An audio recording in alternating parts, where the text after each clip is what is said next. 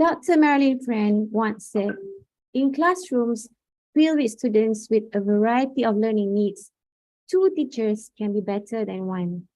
Hence, with that being said, co-teaching is no doubt an important and highly prevalent service delivery model for inclusive practices.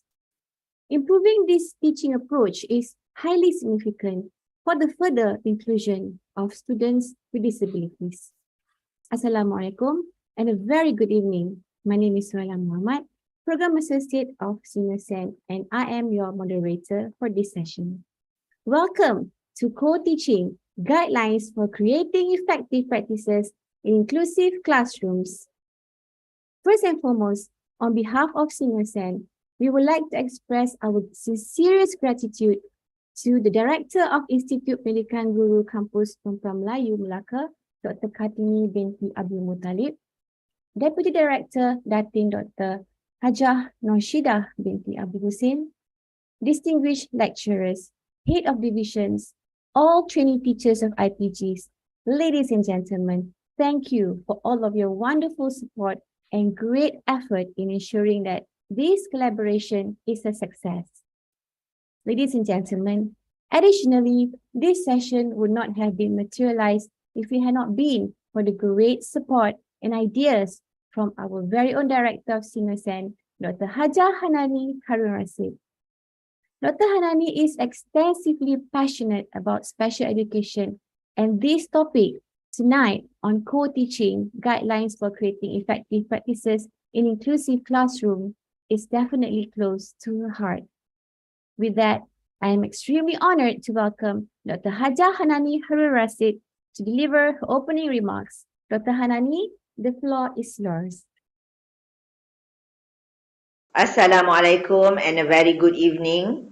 Datin Dr. Noshidah Abu Hussein, Deputy Director, Women Teacher Training Institute, Melaka, Dr. Muhammad Azizani Mat Jalil, Deputy Director of SEAMEO SEN, our Honorable Speaker, Dr. Marilyn Friend, Professor Emerita, Department of Specialized Education Services, the University of North Carolina, SEAMEO SEN Organizing Committee, and training teachers from Teacher Training Institutes of Malaysia.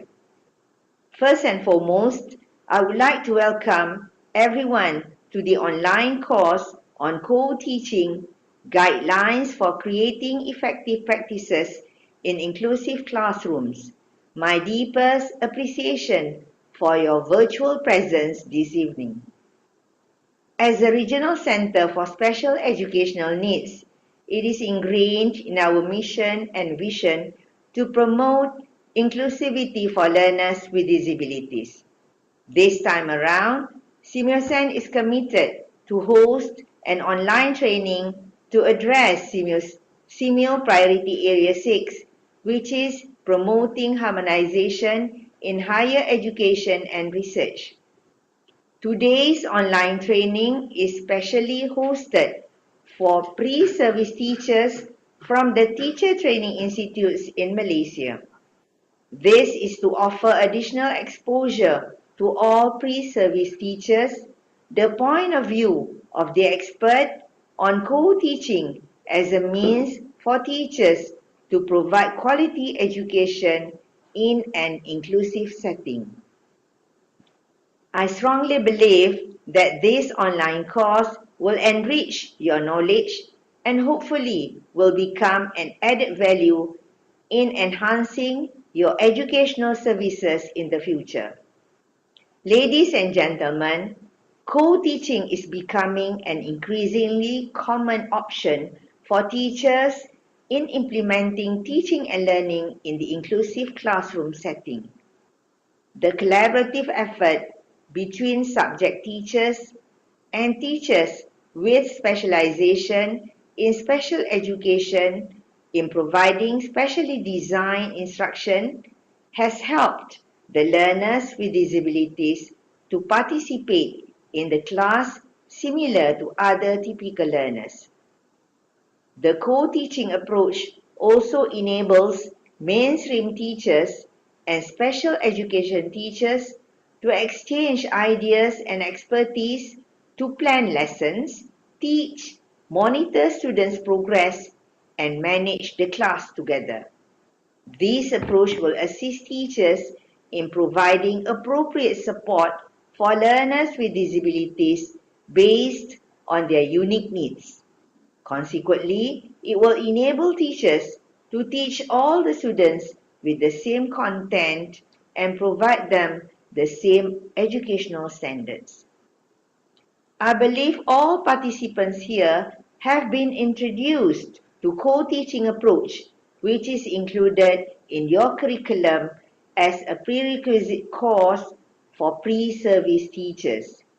Therefore, I hope this online course will give additional insights and knowledge on the co-teaching approach. This enrichment session will introduce you to the guidelines to create effective practices in your inclusive classrooms in the future. Many thanks to our esteemed speaker, Dr. Marilyn Friend, for her diligent commitment to be with us today and for her generosity in giving us huge discounts for her time with us. We are very lucky to have Dr. Marilyn to share with us her expertise and experience on the implementation of co-teaching approach. I wish you all an enjoyable and productive session. Thank you and Assalamu alaikum. Waalaikumsalam warahmatullah. Thank you, Dr. Hanani, for your inspiring remarks. Yes, Doctor, I am sure our participants will definitely engage and actively participate. Hope everyone is ready for tonight's session with our distinguished speaker. But before that, Let us capture this wonderful moment together with all of the participants. So I would like to request for all of you to please turn on your camera and show us that beautiful smile on your faces. And we're going to proceed with photo session. Hello, Dr. Marilyn. Good evening. Good evening. Okay, we're going to take some photo first, and I'm going to introduce you. Okay, everybody, are you ready? All right, smile. 1, 2, 3. Okay, one more. 1, 2, 3.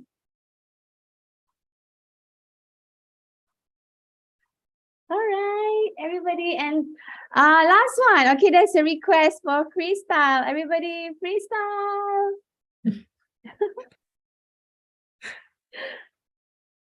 All right, thank you. Before I proceed with the agenda and briefing, please allow me to share about our social media platform. Kindly follow us on our Facebook, Instagram for latest updates on our programs, and subscribe to our YouTube channel for more videos of our events.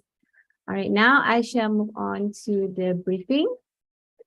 Right, it is advisable to use your real name instead of another name for attendance purpose. Okay, this is all for Zoom participants only. And as for certificate of attendance, it will be sent to participants who have completed the evaluation form. Okay, only if you have completed the evaluation form, and we shall share the link at the end of tonight's session. And if you have any further assistance, do email us at training@seameosen.edu.my. And for your information, the certificate will be sent to participants through your registered email within 14 working days. All right, ladies and gentlemen, here is the agenda for tonight. As you can see here on the screen, it's going to be a really fruitful session tonight. And I would like to waste no more time because our speaker for tonight need no introduction actually. If you Google her name or look up in Google Scholar or even search under the name for distinguished author, educator, professional and international expert on co-teaching, you will definitely find her name, Marilyn Friend. Dr. Friend began her career as a general education teacher and shortly thereafter became a special educator. She taught in 3 school districts during this time in Virginia and Indiana. And after earning her doctoral degree from Indiana University, she worked as a faculty member at the University of Oklahoma, Northern Illinois University, Indiana University, Purdue University, and University of North Carolina at Greensboro, respectively. At UNCG, she was chair of the Department of Specialized Education Services. And in 2016, her contributions as a teacher educator were recognized when she was awarded the Teacher Education Division Pearson Excellence in Special Education Teacher Education Award. Dr. Friend is known for her respect for education professionals and her real-world and down-to-earth ideas and her ability to keep groups engaged and often laughing. I can agree to that while learning about and reflecting on the critical endeavor of educating students with disability. With that, truly remarkable person, and we are extremely proud to have with us Dr. Marilyn Friend. A round of applause. Can you please give applause in the chat box for Dr. Marilyn Friend. Doctor, how are you? I am fine, and I'm very happy to be here. And I'm very impressed with all of the preparation for this and the number of participants. And just a reminder to everybody, while it's in the evening there, the sun is not quite up where I am, so I'm waiting for it to get lighter outside.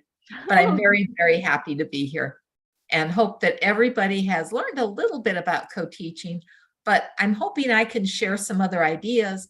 And most important, I hope that you have questions you want to ask, because I really enjoy just talking sometimes and answering the questions. With that, are we ready to get started? Let's go. What a way to start the day for you there. I will have to share my screen here. We'll get a share screen up.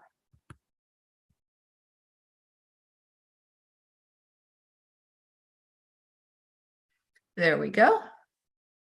And just confirm for me that everybody can see what I have up on the screen. We can see clearly, Doctor. Okay, thank you.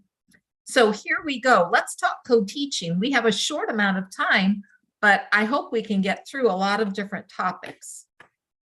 What I really hope, we've just done my introduction. By the way, the only thing I will tell you is that you can see my email address up there. If you can remember my name, you can remember my email. And if you have questions or something you'd like to ask about after our session is over, feel free to do that. Just send me an email. Give me a little time. And it's always a good idea to say, I attended the lecture you did, and just tell me that we've interacted, because I'll answer a lot more quickly. I get an awful lot of email. All right, so I have done this work for a very long time, probably since before many of you were born, and have done it all over the United States and several other countries as well. And you may know co-teaching is becoming a more and more important part of special education services, because it is a way for students to be in classrooms with their peers, but still get what they need. One place, if you're ever looking for information, Denmark has a very strong national commitment to co-teaching, and they're using it for lots of different purposes. So it's just an example of another place that really is into this. And of course, the US, this is very common in the United States. Can I hold your interest? I don't know, but I'm going to try.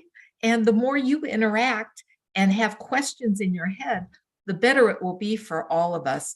In fact, if you have a question as I'm talking, type it in the chat box, and perhaps we can answer it as we go along if somebody will just interrupt me and read the question. All right, here's what we're going to talk about today. I'll put all of these up here so you can take a look. We're going to say, what is this co-teaching? What are similar terms that are sometimes confused with co-teaching? Number 2, the roles and responsibilities of co-teaching partners. Number 3, to me, is the big topic. It's how do we create effective instruction by using the co-teaching approaches? Then we'll have a talk session for you. Discussion about how you could implement co-teaching, whether it's now or in the future. Then, how is specially designed instruction part of co-teaching? That's a critical topic. And then finally, as we have time, we may talk about some of the issues that come up, but to me, what's most important is hearing from you about the topics you'd like to address. So that's kind of my plan. Now and throughout, think about questions, write them down, put them in the chat box so that we can answer them, because I consider a session a good session if we've addressed topics that participants want. I use PowerPoints all the time, and I don't have to use them. We can stop and just chat as you'd like. But because I can't really see anybody as I'm presenting, I'm going to launch and someone interrupt me if we have a question. Let's get started. You'll notice this says number 1, what is co-teaching? It's matched to the topics we're doing today. And if you look in the materials that you have that were emailed to you, you will find that you have the basic slides for my presentation. Not every slide, because some are copyrighted material that I can't disseminate.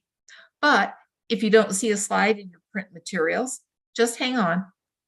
They're in the right order. It's just that I had to pull a couple slides out. All right, this is an example. This is what we don't want, the island in the mainstream.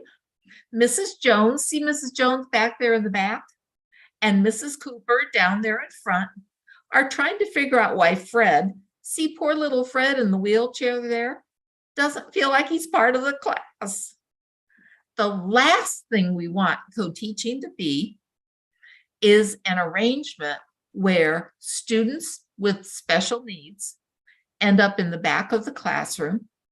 And in essence, they become a self-contained special ed class just located in a general education class. That is the opposite of what a co-taught class should be. And I'm starting with this cartoon because I do want you to think a little bit about your own understanding of co-teaching, whether you've seen it or not or participated in it, and whether or not what you see is what I hope you will practice as teachers.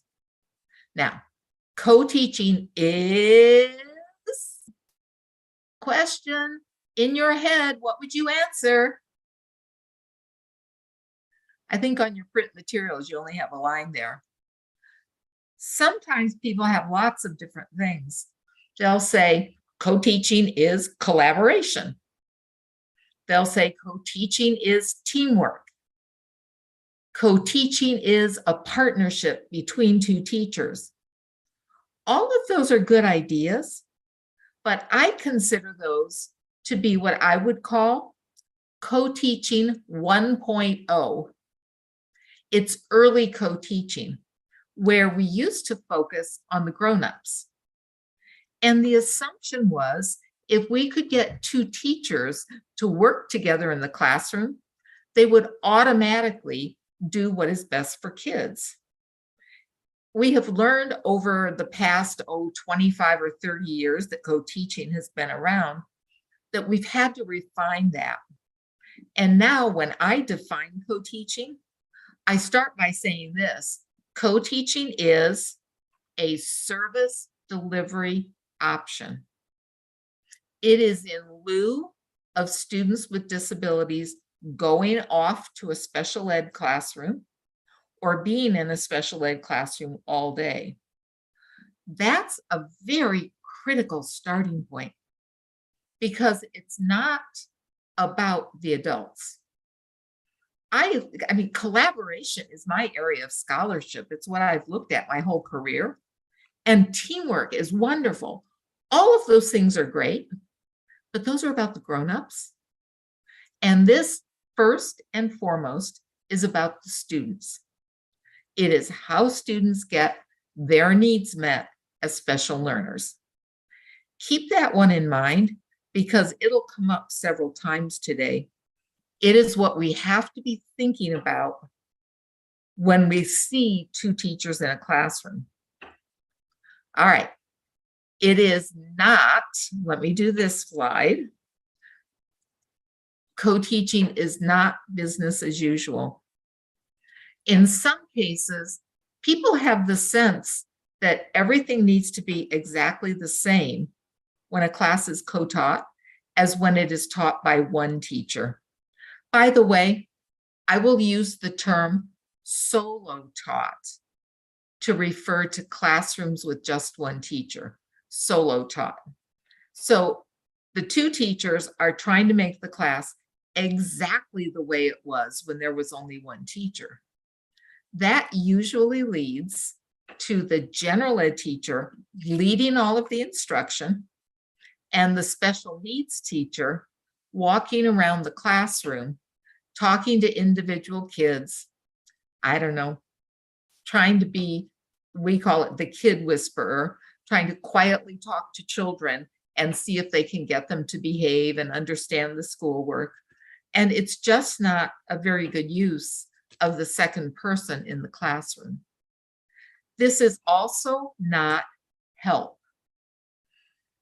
People have said to me many times, oh, Marilyn, we love co-teaching. All the students get some help. Oh my word. I would be so insulted as a special needs educator if what people thought all I did was help. That's something that doesn't require the skills that you have. If you are just there as a helper, then you go around the classroom trying to solve each student's problems, but you're not really delivering a set of services the way we would hope you would operate. All right, this is also not differentiation. Many people talk about differentiation, but I would tell you this: every single teacher should differentiate for their students. It's for special needs teachers, it's for classroom teachers, and in any classroom, we try to present things using a visual approach or having students create artwork to show what they've learned. Doing different things because it's good for different learners, that is very different than co-teaching. Because when students have special needs, they need more than what is done under the umbrella of differentiation. They need their specialized services, and they need those services embedded in that classroom.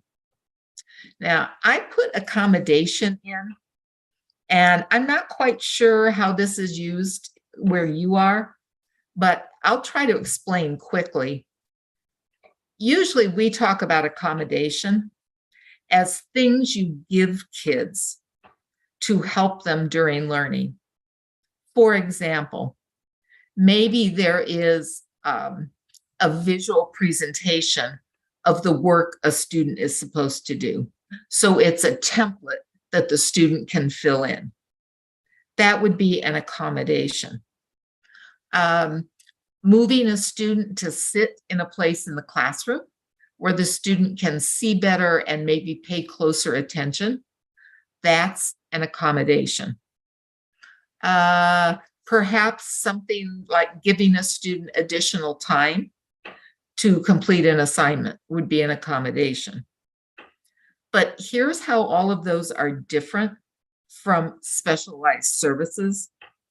Accommodations are things we give to the students. All of my examples showed that. What we do in co-teaching is we do something called specially designed instruction, and it is how we teach kids. So accommodations we give them, a study guide, all those other examples I mentioned, but specialized instruction is how we teach them. It's what you as teachers do to be sure they can learn more effectively and more efficiently in the classroom. So that leads us to this great big topic of specially designed instruction. But my plan today is to say, all right, get those words in your head, be thinking about them, and here's how they match co-teaching. Co-teaching is the container. So two teachers in the classroom working together, you create the possibility of what can happen. But I had a principal one time say to me, Marilyn, I go into the co-taught class, the two teachers are there, they seem comfortable, the students are in groups, they're doing all kinds of different activities. But when I look at the outcomes for students with disabilities, they're not doing any better than they did before we had co-teaching. There's no improvement. Well, I said to him, did you go and look more closely at what they were doing in those small groups?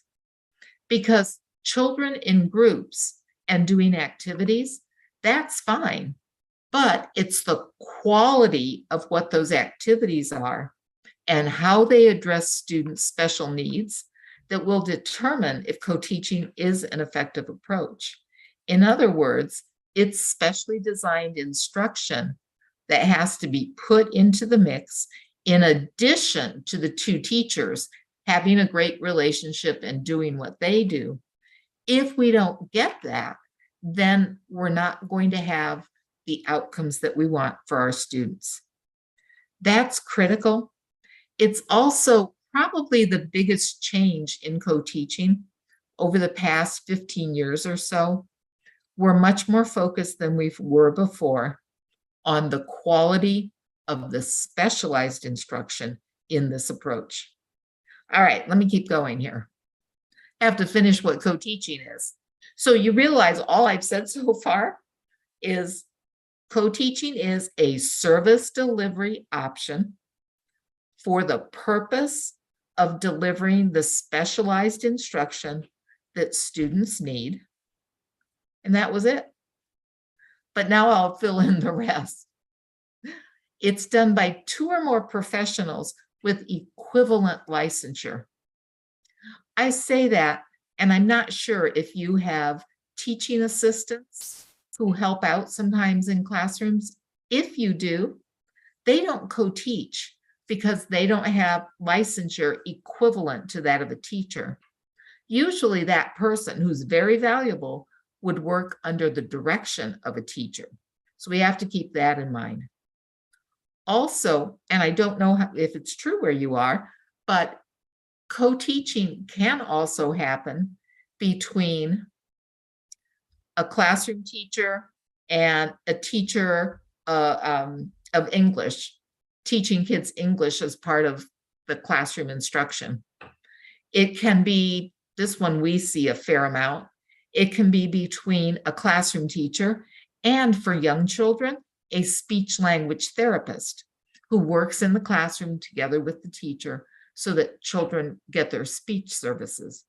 So the reason I say this, professionals with the equivalent licensure, is that it is not just special needs teachers who do this with classroom teachers. There are others. It's not as common, and I won't emphasize that today, but just so that you're aware, occasionally it's even 2 teachers, 2 classroom teachers with their groups blended together. That's a little bit different. We won't go there for this session. We'll just stay with what we're doing. All right, here's the rest of it. Co-teaching also includes shared instructional responsibilities and accountability. In co-teaching, if we do something that is great and the kids really blossom and we're happy with what they're doing, we share that. If we do something and it really doesn't work, and we're really saying, oh my, we've got to change this, the kids are not learning from what we're doing, we don't blame each other. We don't say it's because you didn't do your part or you didn't do your part. What we say is, how can we make it better? And we together fix it. But I want to be clear with you that when I say shared responsibilities, it doesn't mean that when you plan, classroom teacher and special ed teacher, what they do is mostly work on the class lesson plan. And then they go away, they start to teach, but the special educator has not designed the specialized instruction for the students who need it. We have to be very careful that shared responsibilities and accountability does not mean you're doing the exact same things. And we'll talk about that in just a few minutes. All right, this also means we stay in the shared classroom. Maybe this doesn't happen where you are, but where I am, I see a lot that people will say, oh yes, we co-teach, but the students have a lot of issues. So sometimes we just take them to another classroom or we take them back to the special ed classroom to work with them. Well, if their educational plan says that's okay, that's fine. But if the student is supposed to be in classroom with peers, that's where they should be. We shouldn't just be pulling kids out because it would be more convenient for the teachers, okay? And then participation may vary. This is not, the goal of this is not everybody does everything. This is just like having 2 classroom teachers together. And depending on the grade level you're in and your comfort level with different kinds of topics, there will be some variation in what happens. That's why co-teaching is a little hard to research. If you look up studies on it, there are not a lot of good quality studies because it has so many varieties. All right, here's co-teaching in a big picture. The co-teaching approaches, yes. First, we'll talk about professional roles over there on the left. Then we will talk about the approaches. I'll talk about some of the classroom logistics as we go along. And the darker blue box on the right side, that's the specialized instruction. That is the part we have to look at to be sure it's in place. And it's a different color because it right now is really considered the most important element of co-teaching. You notice down there in the corner, it says a supportive context. That really means support from the leaders at your school. It means that they come visit co-taught classes to see what's happening. Maybe they help out a little bit. They ask questions. They try to be educated about the topic of co-teaching. They might come into a classroom and help. They might literally be part of co-teaching, just so that teachers get a chance to get accustomed to it and feel like they are implementing it effectively. So I'm not diminishing their importance, but today they're not really our primary topic.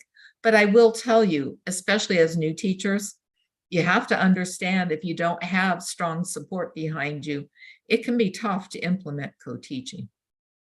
All right, now we're headed toward the roles and responsibilities. But I'll pause for a second. Are there any questions in the chat box?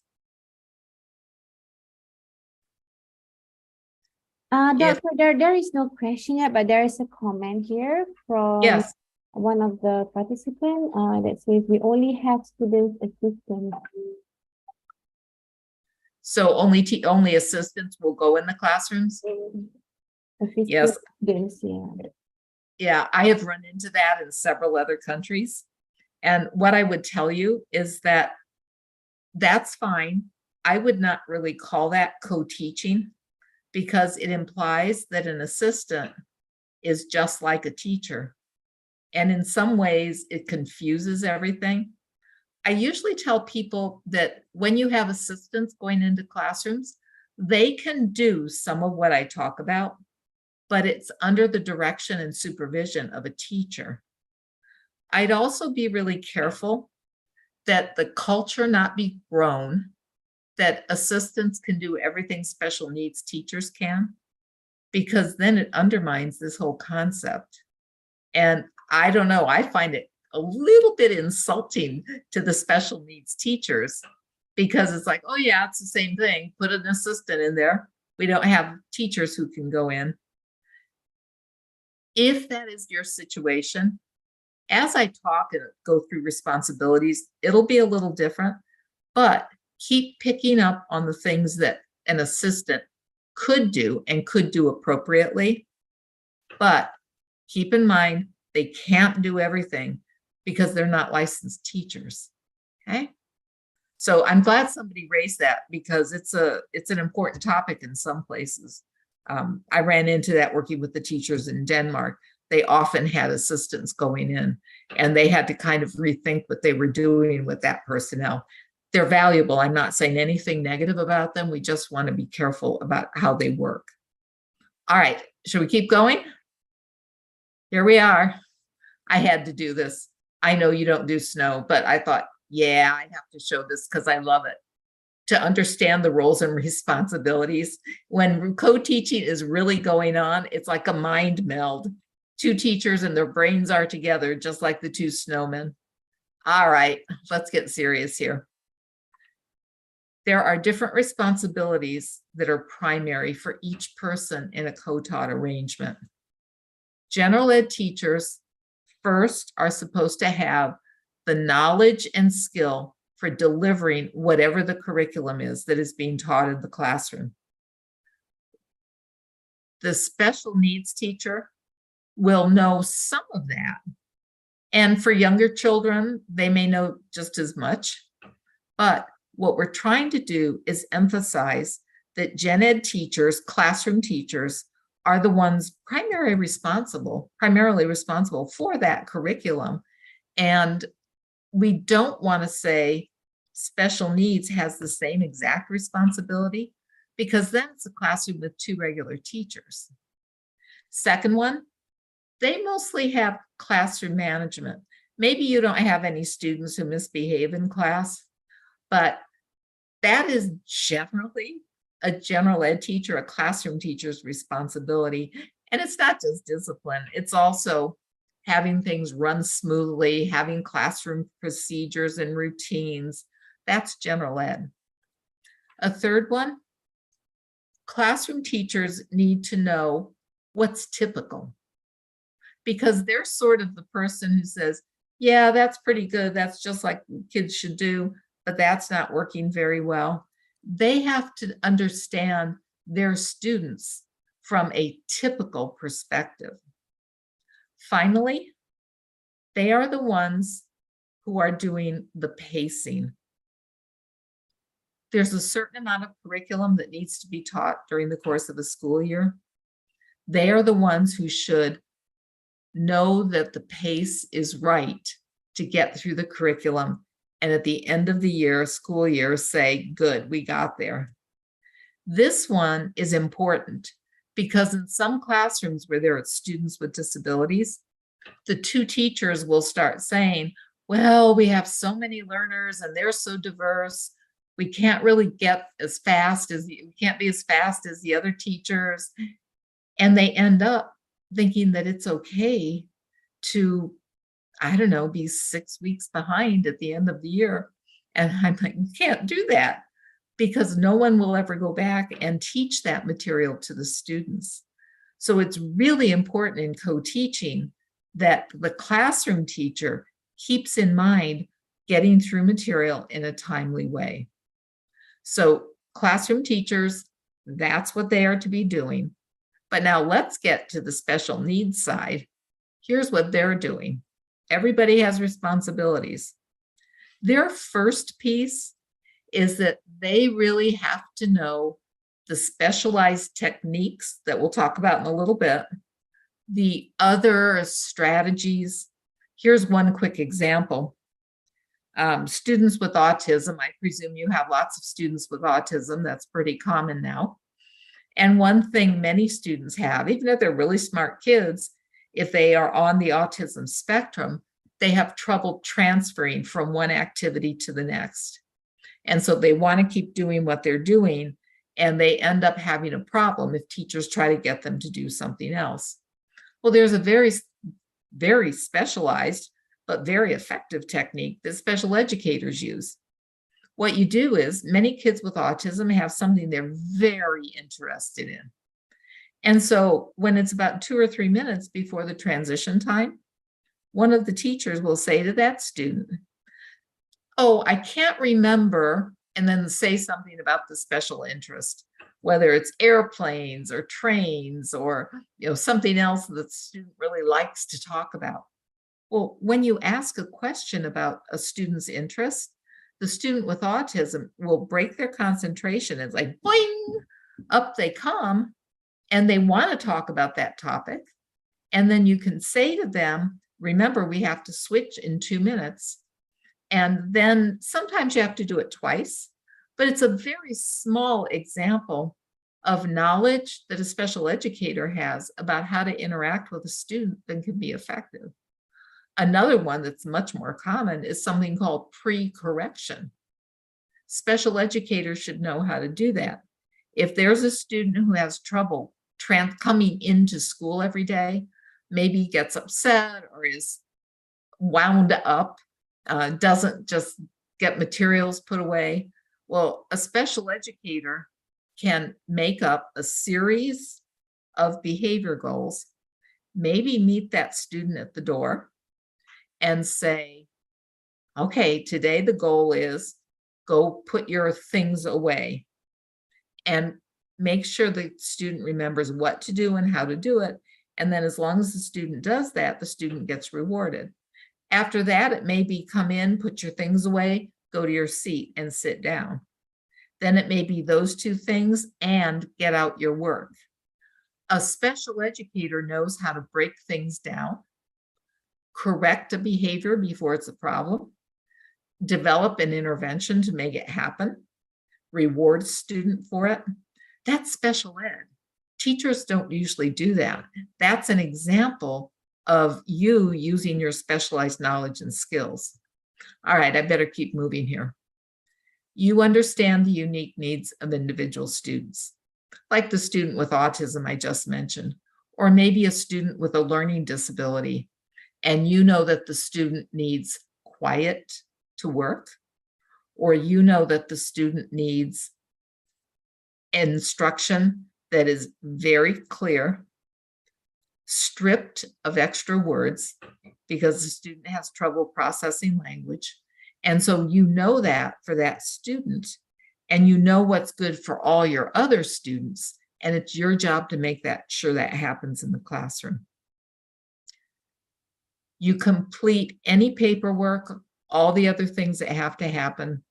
I have to mention that when there are kids with special needs, there's paperwork. That's very different, but that's one of your responsibilities.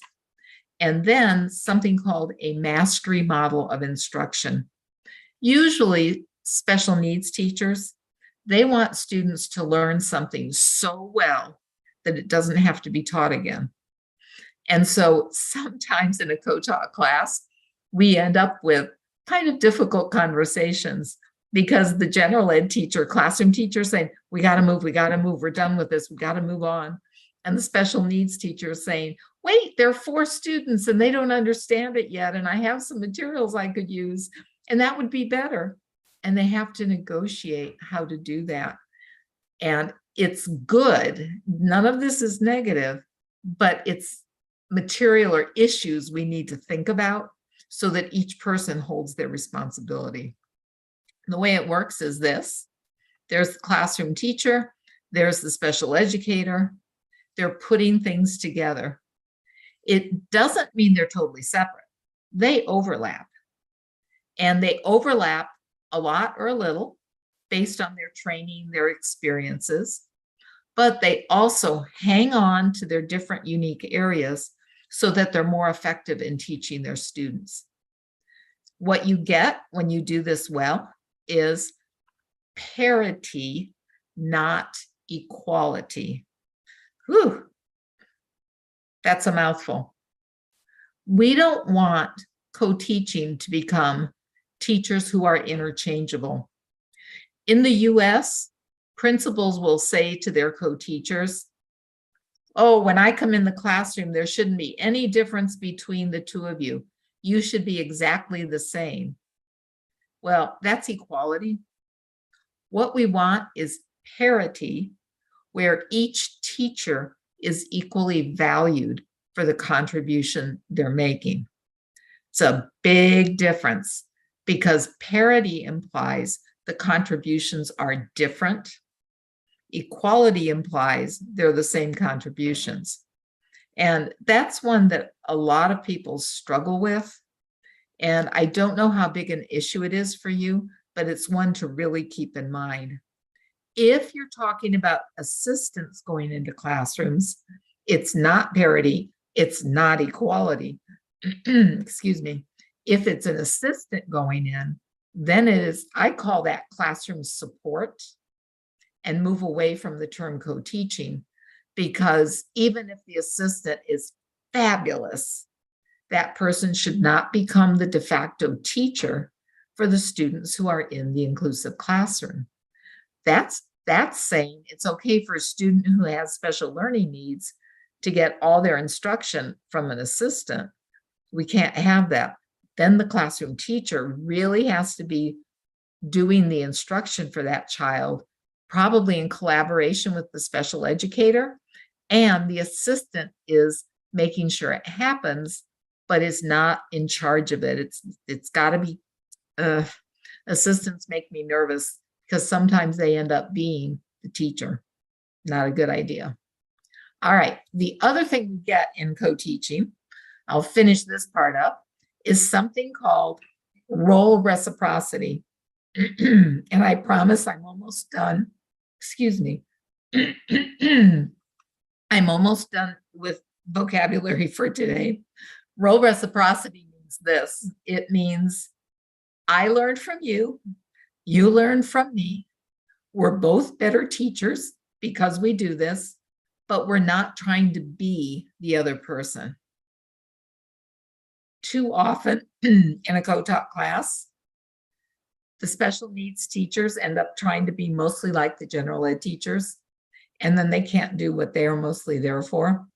So role reciprocity says, yes, you'll be a better teacher as you're in classrooms and you learn about what operates there. And classroom teachers will say, I'm a better teacher from doing this because I didn't know how many ways there were to reach students. I actually had a teacher who won a national award, and she said very clearly, I thought I was a good teacher, and people told me I was a good teacher, but I wasn't as good a teacher then as I am now, because I've learned so much more about how to reach students by working with my special education colleague. That's what we're looking for. And if we can get it, we're in very good shape. All right, I think I have pretty much covered roles and responsibilities. Let me just stop quickly, see if we have any questions. Doctor, there is no question in the chat box yet, but it intrigues me when you mentioned on parity, not equality. So, because we normally hear on equality partnership. So how can one ensure parity partnership during the implementation of co-teaching? Yeah, I think there are a lot of things that can be done. That's a great question.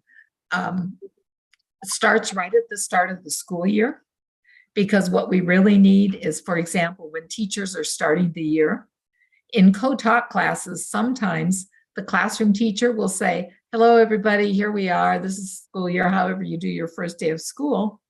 And then they'll say, and we're so fortunate this year because we have our extra person.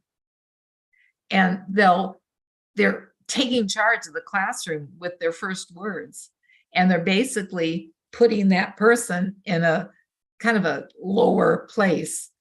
And so one thing to do on the first day of school is be sure that maybe the teachers introduce each other, or maybe on the first day they do a group activity with all the students, or maybe they do something that, shows who they are. We've had teachers, they take several photos of things that they enjoy, like a flower garden or, a pet or something.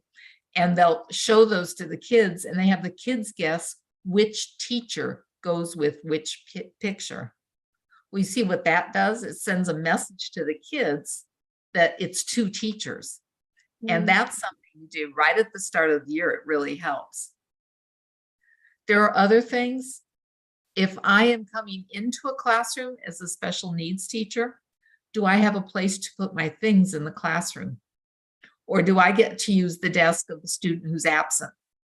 That kind of puts me in an awkward position. So it doesn't have to be a lot, but I need a place to put my things. In places where there's a lot of co-teaching, sometimes they put both teachers' names on the door, or they'll have them up on the board in the classroom so the students see two-teacher classroom. So it's a good question. We could spend the rest of the morning on all those little subtle ways to make it be a two-teacher classroom with parity. Yeah. But the important thing to remember is it's about respect for both people, but not thinking that the special needs teacher should be exactly the same as the classroom teacher. Okay? As long as we ensure that they can consistently bond with one another in the class. There's a comment here, Doctor. Co-teaching is not a norm in the system here in Malaysia. We have a lot of work to increase awareness and understanding about co-teaching. Yeah, and I wondered about that, whether or not you had a lot of it. And it takes a while. And, if you're interested and you're in a situation where when you're in schools, you can start this, I usually tell people, talk to your school leaders, be sure you have some support. And it could be that you need to start very small, maybe co-teach for, I don't know the amount of time, maybe 45 minutes or an hour in just one classroom to start. And get that set up to show people what's possible, find a colleague who's interested, and try to grow it gradually. remembering that the point of all of this is that students with special needs, most of them can be in the classroom as long as we get their services there as well. And so it's a good comment, and I'm happy that you said that, because I don't want you to think this isn't possible. It is possible. It's seldom mandated at a national level, and so it often grows school by school. But even if you don't have it as a common practice, what I'd hate for you to do is just put it in a little box and say, we can't do this, because this is really a meaningful way to have good inclusive practices. Because what it's doing is it's the intersection of having kids be in the setting most like their peers, and addressing their special needs, and addressing the regular curriculum that they need to get. So it's a win-win-win. Okay, I think I better get moving here. So shall we talk about co-teaching approaches? I hope you've at least had a little introduction to those. Well, let's see why my slide won't go forward. Let me try it this way. There it goes. Another cartoon for you. Do I get partial credit for simply having the courage to get out of bed and face the world again today? If you are a teacher, you always get credit. Teachers work very, very hard. But I have to tell you that with co-teaching, there's not really partial credit. It really has to be set up right and be done in a way that's effective, or you don't get credit at all, because then you'll be in classrooms, but it won't be beneficial to your students. All right, so let's talk about the approaches a little bit. But I have to start by saying, which approach would we use? Keep these things in mind as we talk about them. First thing is, who are the students and what are their needs? Are they students who have ADHD? And so many of the needs are behavioral, because if you could address that, the attentional issues, and their need for self-regulation, then they would do fine on their schoolwork. Are they students with learning disabilities, where they process language differently? Are they students who they learn more slowly, and so we have to be careful and make sure that their instruction is broken down into very small pieces.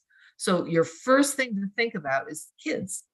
And you can tell that's a theme in what I talk about. It's always about the kids first, and then the adults have to step up. Second one is, who are the teachers? If you are just starting this somewhere, I really recommend you find a teacher who's interested, who can try things, because you don't want to start with somebody who has no interest. Sometimes two novice teachers are a really good basis for a partnership, because they're both figuring out the world of being a teacher, and they're more willing to take some risks and work with each other and develop that bond that is co-teaching. Harder is if you, as a new teacher, are working with a very veteran classroom teacher. Some veteran teachers are wonderful. I say they have wisdom and they see the value in this. But some will be resistant. I don't need someone else in my classroom trying to tell me what to do. I don't need someone else in the classroom. I'm afraid you might be evaluating me. So how you do this and how much you do really does also depend on the teachers, where they are in their careers and their comfort level. When in doubt, start small. Third thing you look at, what are the curriculum competencies that you're teaching, and what are your priorities, including the specially designed instruction? So you have to look at curriculum at some point, but then as special needs teachers, you have to say, how can I work into the curriculum what I need to teach the students who I'm responsible for? And then finally, the practicalities. Do you have planning time? If there's no planning time, that definitely will affect what you can do with co-teaching.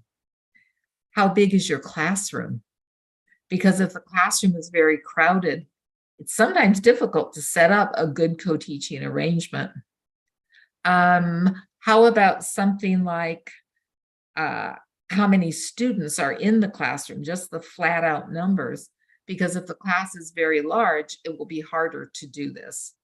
So there are practicalities that have to be kept in mind. We don't say, therefore, we can't co-teach.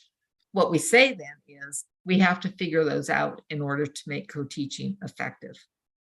All right, here we go. The co-teaching approaches. I'll put these up too, and then we can talk about them. These are the 6 approaches. Got them. 1 teach, 1 observe. And I'll do it quickly now. We'll go back over them. Is 1 teaching, 1 with a data chart, gathering data on students. Station teaching, kids in groups. Rotating from group to group. Parallel, divided in half. Alternative, small group in the corner. Teaming, both teachers at the front of the room. And 1 teach, 1 assist. 1 teaching, 1 wandering around the classroom, working with individual students. Now, my quick question for you is this. Which of these approaches do you think I'm going to say you should use the most? So take a look at the list, look at your print materials, just jot down or check off the ones you think should be the most common. Everybody have that? I was thinking that because you've had an orientation to co-teaching, you probably talked a little bit about these. Let me do this though. Maybe you didn't talk about this part. Some co-teaching approaches are considered high yield and some have limited yield. So let's see if your 3 match the 3 I would have chosen. I would tell you station teaching should be your most common form of co-teaching. It by far gets the most bang for the buck with 2 teachers. It makes sure both people are working with kids, and it's a wonderful option for delivering specialized instruction. And I'm going to go back and explain more about each one in a minute. Parallel teaching is the second one, kids in 2 groups. Each teacher is working with half the class. Third one is alternative teaching, but we have to follow rules on that. You'll notice the reason I tell you these 3 are the most important is because in all 3 of these, both teachers are teaching. Both have groups of kids. They're doing instruction, and that makes them high yield. Limited yield, it's not that they're all bad, but they're less likely to have an impact. Teaming. Some people will say, oh, 2 of us in the classroom is great. But then my question is this. 2 of you together just kind of bouncing back and forth and teaching. How are you doing something that one teacher couldn't have done just as well alone? Something to think about. 1 teach, 1 observe. That's not bad. We need to gather data on kids, but we don't want to do that very much because it's not teaching. We gather data when we need to. It should be done. Both teachers do it. The one that is least useful is 1 teach, 1 assist. So when you think about these and when I talk about them a little bit more, just keep in mind the high yield are the 3 over there. The limited yield are the 3 on the right. With that, I'll start doing a little more detail. All right, stations. This is basic station teaching. You'll notice we have kids in 3 groups. And no, we don't have classrooms with only 12 children. It's on a PowerPoint slide, so I just made it small because it was convenient. So we have 1 teacher with 4 kids, the other teacher with 4 kids, and then 4 kids are working independently. This is done many times, and it has lots of variations. This is a way to get sometimes heterogeneous groups of kids. Maybe the general ed teacher is teaching the new content for the day. The independent group might be kids practicing on something that was taught the day before, and they should be able to do it. And the special educator is doing some skill work related to whatever the instructional unit is. It's very effective. Math teachers, math co-teaching, they tend to love it. And we co-teach all the way up through our high school level. And I even see Algebra 2, which is kids almost done with high school, and they will be doing this in their classrooms because kids learn so much more in small groups. Now, lots and lots of variations.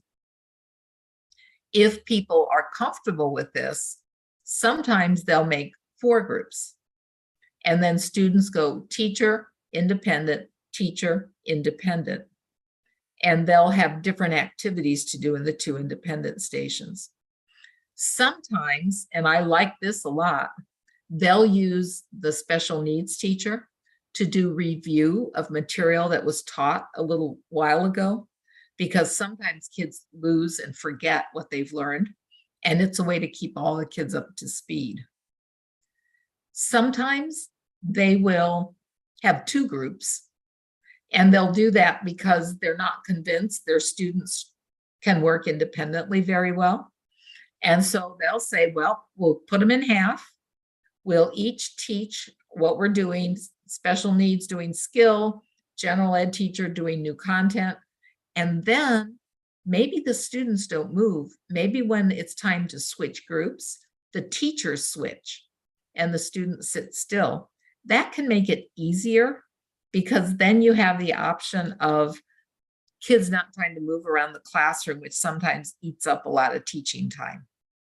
So many, many, many different ways that this can be used.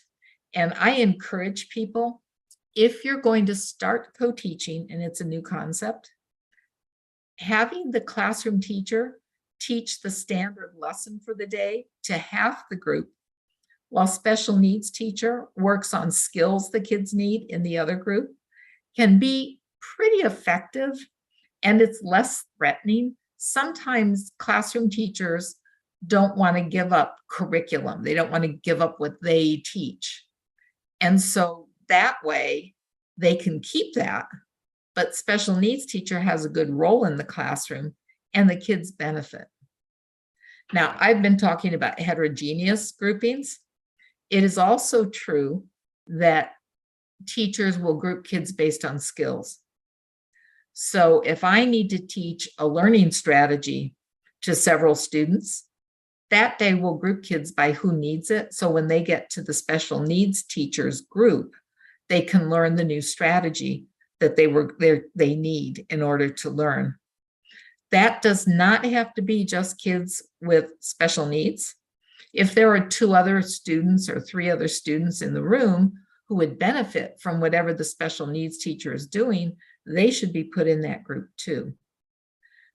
But if what they're doing is the same for every single student, then it's not really specialized. So yes, we can give some of what's special to other students when they need it, but when every student in the class is doing something, then we're really not doing that specialized instruction. All right, how am I doing on station teaching? I hope that's at least enough to get you started. Keep in mind that sometimes people use their groups, like they'll have a group stay together for a whole class time. Then the next day, it'll be the second group they go to, and the next day, the third group. A caution on this is that when people are station teaching, you have to have a good sense of time. And no offense, but those of you who are special needs teachers, you will have a strong tendency to take more time with what you're doing, and your partner, the classroom teacher, will be saying, it's time to move, and you're not done. And you have to talk about those things. That's one of the roles and relationships pieces that has to be addressed. So you have to be very aware of time. The other big one for this is you have to be sure that what you're teaching is not sequential. So what's being taught has to go in any order. So if I can't have a group where the general ed teacher is teaching today's work, the independent group is solving problems related to what was just taught, and I'm helping kids correct the problems that they got wrong. Well, you'll see that won't work at all, because every student would have to have the first station before they could do the second or the third. So you have to be sure. You'll notice when I talk about it, I usually assign the special needs teacher to doing skills work or review, something that really is in their realm of expertise. Keep it in mind. Now, I thought just for kicks, I'll show you just a couple pictures. This is a classroom where this was the independent station, and I kind of liked it. They had one iPad out. You see the iPad on the table down at the bottom, and they were supposed to work with a partner on 4 math problems. And they could talk to each other, see if they could solve the problem. If they got stuck, they could go up to where this was posted, pick up the iPad, scan the QR code, and get a clue to help them solve the problem. Now, the interesting thing is that they were not allowed to take paper and pencil up there with them. They had to stand there and see if they could understand the clue, then go back, apply it to their work, and continue working. If they got stuck again, there's a second clue. The bottom one, it says clue, but it really wasn't. The bottom one was the answer. And so the students had a way to get help when they were working independently. They liked the technology. It wasn't, I asked them, how long did it take to set this up? And the 2 teachers looked at me like I was maybe the dumbest person on earth. And they said, 5 minutes, because they did this all in Google.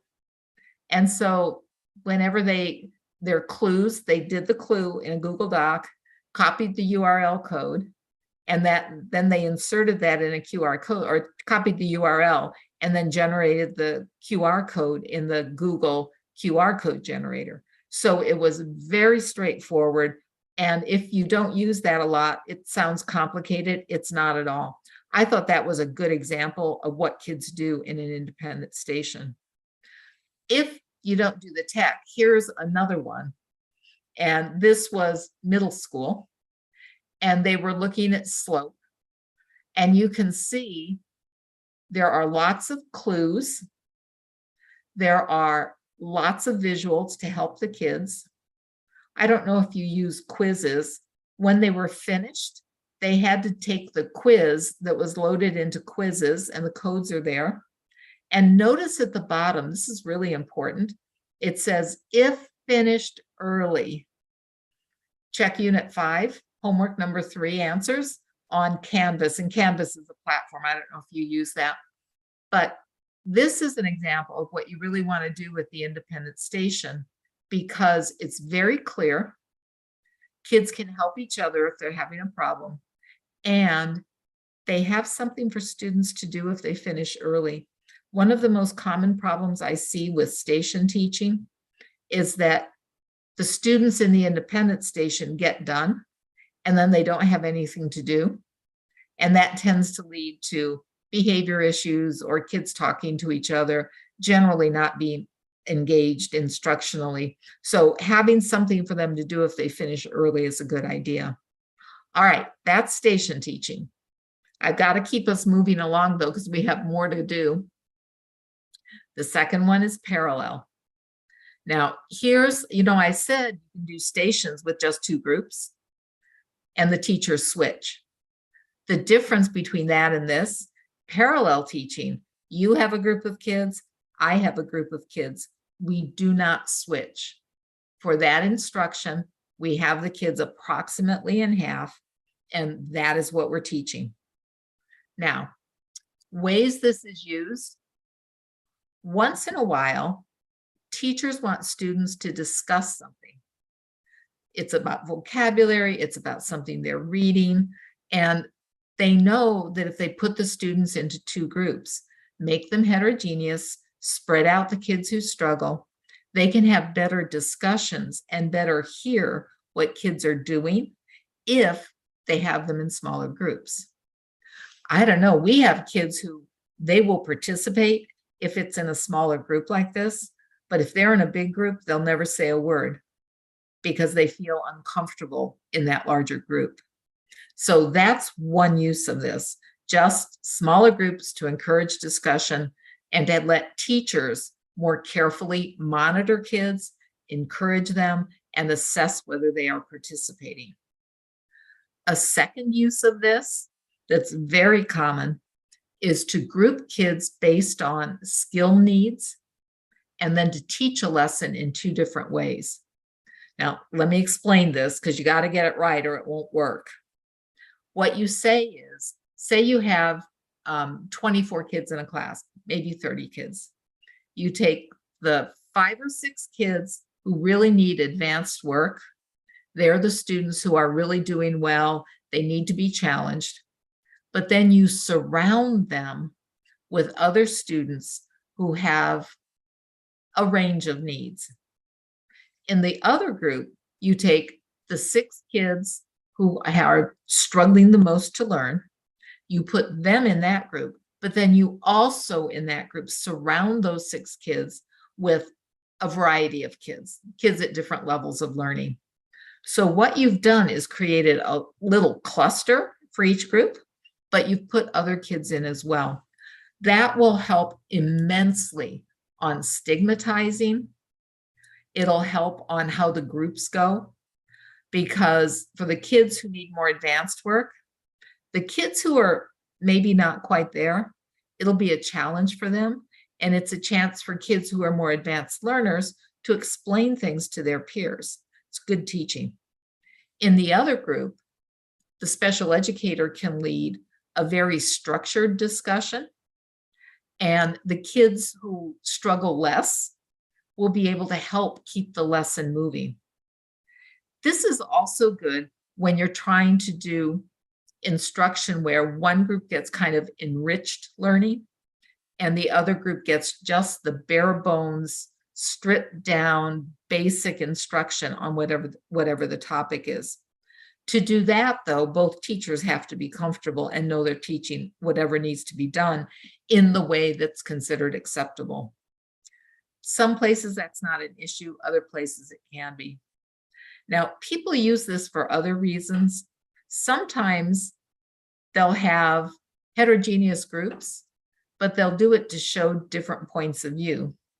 They may take, one teacher takes a character and something the children are reading. The other teacher takes something the kids are reading, a different character, and they talk about their character.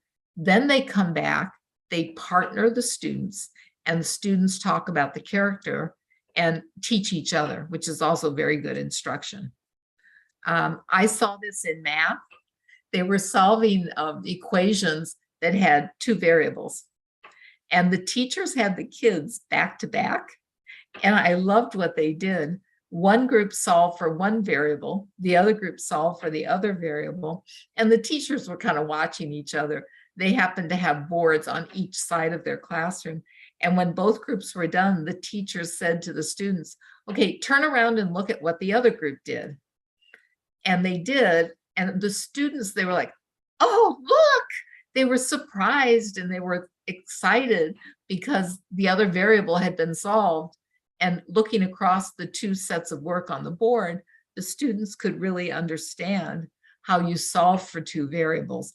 Very, very effective. But I will say those are pretty experienced co-teachers, but they really figured out a great way to use this. So when you're using parallel, it's very powerful, but you really need to keep in mind sometimes heterogeneous groups, sometimes skill-based groups. And if you use it in multiple ways, you'll be fine. This is also an approach to try when you're working with a teacher and this has never been done before. What you can do is say, why don't we try this for a review? And then both teachers kind of know the review questions they want to ask, or they know what they need to go over with the students. And they can do things like have one teacher start halfway through the review and just talk about it and then work backwards. The other teacher starts at the beginning, because one of the issues that I'm not sure we'll get to, but we can try, is that there's noise in a co-taught classroom. And if two co-teachers are doing like the same questions or the exact same material with kids, I call it stereo teaching, because kids will start listening to the other group to see what their group is going to do next. And then they start answering based on what's going on the other group. And we just get kind of chaos, and it's not very good teaching. So it takes a little setup, and we can talk about that if you want to know how to make some of this work. The worst thing in the world is to have the teachers on opposite walls, and they're both talking, and they end up, they're like talking at each other, and kids are in front of them, but the kids can hear both teachers the same, and that doesn't work very well. All right, let me keep going here. This is one thing I put in for parallel teaching. It's used for other approaches too. A lot of times people like a sight and or sound barrier. I kind of like this because it's a whiteboard and it also goes almost to the ground. And these teachers, when they're co-teaching, they'll pull something like this out in the middle of the classroom, and it functions as a sight and sound barrier, but it also gives one of the teachers a place to write and demonstrate and illustrate that they might not have if the classroom is one that only has one board, one whiteboard in the front of the room. I see these used from little teeny tiny kids' classrooms, kindergarten, first grade, all the way up through high school. You can see what's on that board. That was actually a high school classroom that they were using this. But I was in another school and they were getting into parallel groups. And one of the teachers said to a student, "Will you grab the board for us?" And they were keeping it in the hallway. And the student went out, grabbed the board on wheels, put it in right where it belonged, and off they went to co-teach with parallel teaching. So a practicality is dealing with the noise and distraction. Sometimes a temporary sight and sound barrier can really make that better. All right, I had best keep going here. We got more to do. Alternative teaching. You can see that's one teacher with most of the kids and one teacher in the corner. This is okay as long as you follow 3 rules. First rule, you have to be sure that each teacher sometimes is working with the small group. This will be a disaster if the only person who ever takes a small group is the special needs teacher. I've seen that happen, and the kids all think of that as the dumb group. And it really creates a situation where there's not parity, and it's not really good for the kids or the teachers. So rule number 1, both teachers have to work with the small group. Rule number 2, you have to vary the purpose of that small group. A few examples, maybe the group is for reteaching. In other words, they did a little assessment before the children left the day before. They have these 2 students who didn't understand. So while other kids are maybe doing a morning exercise, these kids are getting more instruction on yesterday's material, so they're better prepared to go into today's material. Another example of what to do in the small group, this one I love, pre-teach. Pre-teach can be one of the best co-teaching strategies that happens in alternative teaching. It's when you introduce students who struggle maybe to the vocabulary for the day, or you have a little conversation with them about the book they're going to read or the story they're going to read so that they understand kind of what's going to happen. Maybe it's just about vocabulary and they need some vocabulary work. There are lots of things to pre-teach, and it's your professional judgment that will decide when that's a good approach. But keep that one in mind. It can be very good for kids. I had a kid who said, when you talk to me about it before the whole class does it, I learn everything a lot better. What a wonderful testimonial for co-teaching. Okay, I did reteach, I did pre-teach. You could do the small group for enrichment, give some challenge work. You could also do it when you've had several kids out, maybe with the flu. And if they've been out with the flu and they've missed 3 days of school, maybe you need to take those 2 or 3 kids and put them in a small group and quickly catch them up. All of those are appropriate uses for this. Rule 1, change the teachers. Rule 2, change the purpose. Can you guess what rule 3 is? You thought I was going to forget, didn't you?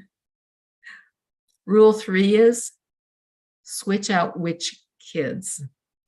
Make sure every kid sometimes goes in the group. No kid is always in the group. And don't leave any kids out completely, because there's a tendency with this to be mostly remediation, and then it tends to be the same kids over and over and over again. Now, one quick variation of this to think about that you might be able to do is if students are old enough and capable enough to work on their own, maybe they have independent reading time, maybe they're writing a story, maybe they have another assignment they're doing. Sometimes we do something called double alternative, where both teachers are pulling 2 kids at a time, sometimes 1 at a time. And maybe one teacher is going over material related to the unit they're in or the current instruction. Maybe the special needs teacher is pulling kids because they have needs written into their educational plan, and the teacher needs to be checking on whether the student is mastering the skills that are listed, or maybe needs to do some additional instruction. When both teachers are pulling kids, it usually eliminates any stigma.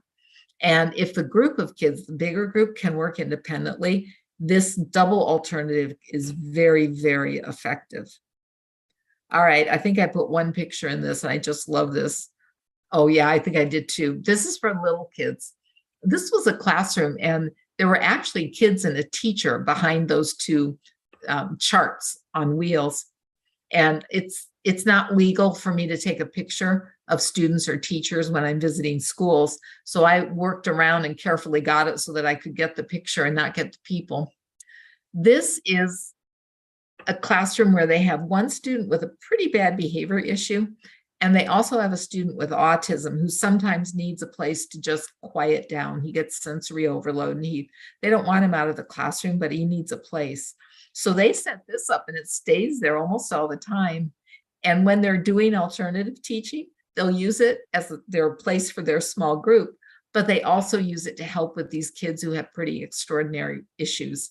And I thought it was a nice use of their classroom, and it's classroom stuff that's being used to set up a good co-teaching arrangement. I think I put this other one. Here's one. This is something that they just lucked into it. I often talk to teachers about the fact that there is not, in most classrooms, enough technology. And if there's technology, the classroom teacher tends to use it, and the special needs teacher doesn't. So I had been working with this school district, and I'd been in this school several times, and I had told them that, if you got a monitor, you could just set up another place with technology.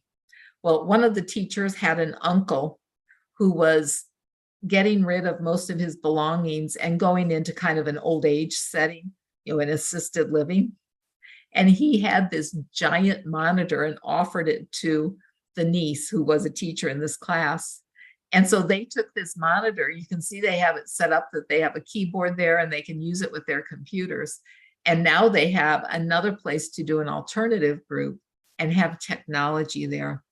This is a really good idea. So if any of you have an uncle who might want to get rid of a large monitor, say yes, and you can put it in the classroom to have extra technology. All right, one teach, one observe. I got to get us finished here in just a few minutes. I'm on to the low use ones now, low yield. One teach, one observe is not bad. We need data. We need data for some kids for their social skills, how they interact with other students. For some kids, we need data about behavior, so that we can design an intervention, or we have an intervention and we're observing to see if it's effective to change the behavior that needs to be changed. Sometimes it's about attention. Many of our students who struggle do not like to write. And so when it's time to do writing, like write a story or write an essay, they suddenly need to use the bathroom. They need to sharpen their pencil. They need to go visit a friend in the classroom, and they do a lot of avoidance behavior. Well, see, some observation could tell you what's going on, and then you could start setting limits. When you work on what you're writing for, I'll just say 5 minutes, then you can take a 1-minute break. And we could set up a behavior plan to change that, but I knew what to do because I observed. Some of you, when kids have educational plans, you need to observe because you need the data for your reporting purposes. I'm not saying to observe all the time. It's usually maybe 5 or 10% of co-teaching, a small amount. Each teacher should take a turn doing observation, and you can observe one student.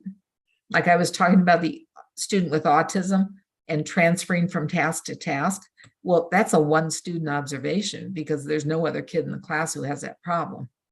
Sometimes we observe several students. If you have students who call out, maybe you just want to gather data on 4 students who call out. What do they say? What is it about? Can you identify what's behind it? And then we can work on changing it. Maybe it's sometimes start of the school year, maybe you observe the whole class. Kids are given an assignment. One of us will gather data to see how long kids work before they start being distracted. We'll just scan. We'll do it every 2 minutes, 3 minutes, depends on what your needs are. And then we'll have data on which kids will have to really help to get started. Lots of ways to collect data. It's not bad. It's just a small amount of co-teaching. All right, teaming. I mentioned some people think this is the epitome. In fact, if you look at older literature on co-teaching, it's like, oh, we were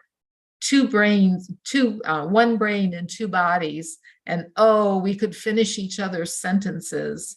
And that all sounds good, but it's like, why have 2 teachers if you're just going to teach together in front of the class? There are times this is appropriate. Maybe one person is explaining and the other person is modeling.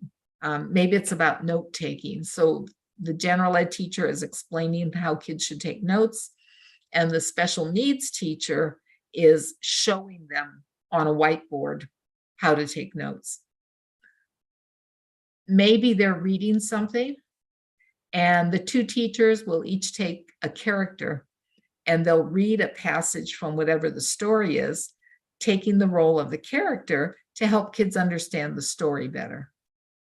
So it's not that it's never useful, it's that it should be a relatively small part of co-teaching because it's whole group instruction.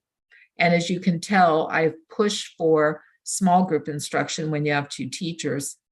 It also really takes away the option of looking carefully at whether some students are misbehaving, whether or not they're really with you on the topic. The small groups do much better on that. So teaming is a limited use. And I stress it because in some places, people still get the message that when they can do this, they're really good co-teachers. And I would argue that that's not at all the case. This to me is something that should be just once in a while. And it shouldn't be because there's been no planning. Sometimes I see this because the teachers have not planned. And so they say, our expression is they're winging it. They're just making it up as they go along. And so if the special needs teacher says something, the classroom teacher sometimes just repeats it. If they're giving directions and one teacher says, okay, you'll need a paper and pencil and you're going to number your paper from 1 to 10. And the other teacher will say, did everybody hear that? What are you supposed to get out? What are you supposed to do? It's like, that's just a waste of time. That's not co-teaching. So be careful with this one. All right.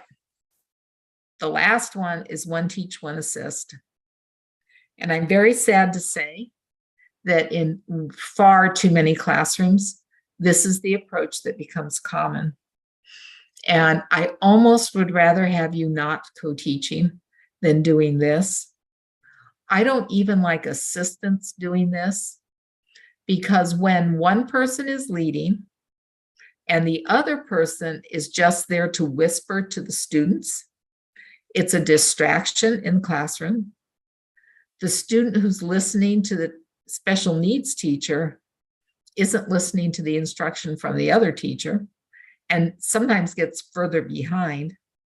It's also one of those things that's insulting, because it really says that the real teacher in the class is the classroom teacher and the other teacher doesn't teach. And that's something that when I work with schools and districts, we get past that very quickly. And this is where you need a school leader who will set the expectation that this is not considered a good use of two teachers, and we need to spend more time in groups.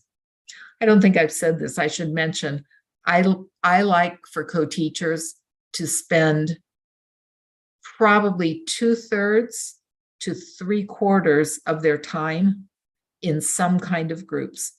So in parallel, stations, or alternative. If it's a little higher than that, I'm fine. When you get much lower than that, it means there's too much whole group instruction. And one piece of research we know very well is that students learn better when they are in smaller groups and when the teachers are really doing good quality direct instruction. And that's something you can accomplish in a co-taught class. So gotta watch this one very carefully.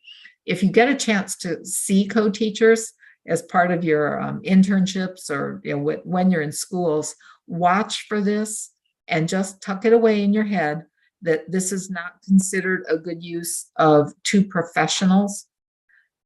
It may happen once in a while, but it should not be a big part of your co-teaching. All right, I have managed to get us through those. Ooh, and I'm really worried because you haven't had a chance to ask any questions. What I think we'll do is go into your groups to have you have a chance to talk about all these different aspects of co-teaching. And then when you come back, we'll see what the questions are. And as you're in your groups, feel free to type questions in the chat box so that when we come back, hopefully I can just hear the questions and we can do a few question and answers. All right, think about your current or future teaching role or a planned lesson. Maybe in your preparation, you're doing some sample lesson plans, or you've been in a school and you're following what they're doing. How could you use one or more of the co-teaching approaches as part of your instruction? So make it up if you need to, but think about something that you'll be involved in teaching and play around with. Well, we could put kids in 3 groups and each group can do these things, or we could try parallel and they could do these things. So, think about it. If you've been in schools, think about what you saw. How would it work if 2 teachers were there?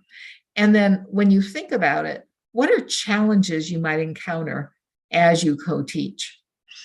I've given you just a few. I know all about the challenges because they come up. And so feel free to raise them. And then what are other questions you have about this whole strategy of co-teaching? The plan is, I believe, to give you until maybe about 10 o'clock. Oh, I'm sorry. It is 10 o'clock, right? Yeah, yes. I'm sorry, I'm looking at my time and your time, trying to do the quick switch. To give you until about 10 o'clock, and then let's come back and see what the questions are, so we have a little more time to just cover a little bit more material. Sure. Okay, Doctor, just want to make an announcement regarding the group delegation. So please, the technical team will create the breakout room here. There will be 8 breakout rooms altogether. So kindly join the room according to your facilitator. So the first group is Encik Muhammad Israfi bin Sayati. For the group members are from Unit Pendidikan Khas 1, PISMP Ambilan Jun 2019. So that will be group 1. Group 2 will be Puan Mazmi binti Ma'aruf, Unit Pendidikan Khas 2, PISMP Ambilan Jun 2019. That will be the group member. Kumpulan 3, Encik Amiruddin bin Osman, Unit Pendidikan Khas 1, Ambilan Jun 2020. Kumpulan 4, Encik Haji Mustafa bin Haji Jantan, Unit Pendidikan Khas 2, Ambilan Jun 2020. Kumpulan 5, Puan Zizawati binti Fauzi, Unit Pendidikan Khas, Ambilan Jun 2021. Kumpulan 6, Puan Khadijah binti Ahmad, alias Kamaruddin, Pendidikan Khas 1, PISMP Jun 2022. Kumpulan 7, Dr. Najihah binti Syuib, Program Ijazah Sarjana Muda Perguruan PISMP Jun 2022. And last group will be Encik Muhammad Faunizan bin Muhammad Rani daripada Program Persediaan PISMP Jun 2022. Okay, so the groups are ready for you to join. You can see on your screen now.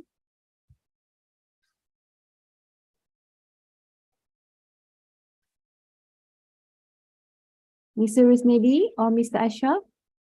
Okay, so the There groups we are go. ready. Okay, please join the groups accordingly, yeah?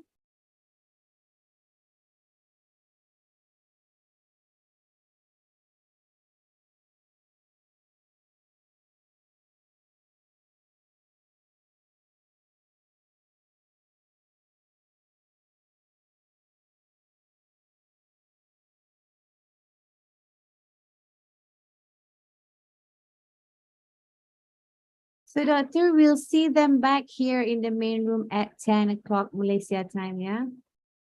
Yes. All right, also I would like to say hello to our sign language interpreter, Miss Tan Libby. How are you? Thank you for joining us. And thank you. I always feel bad for interpreters when I'm speaking. So Miss Tan Libby, you can take a break while they are in the breakout rooms. Thank you. I'll see you later at 10. Yes.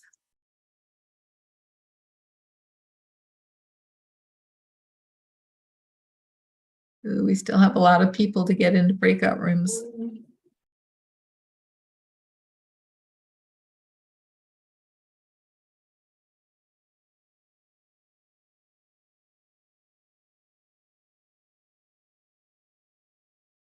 The first session was great, Doctor. We have questions from the chat box in our YouTube channel as well.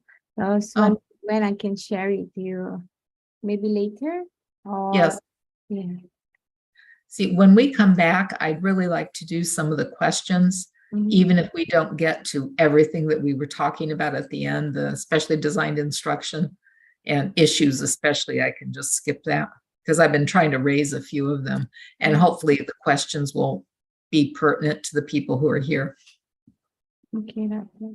The questions in YouTube are from your good friend, Mr. Zulkarnain Abdul Wahab.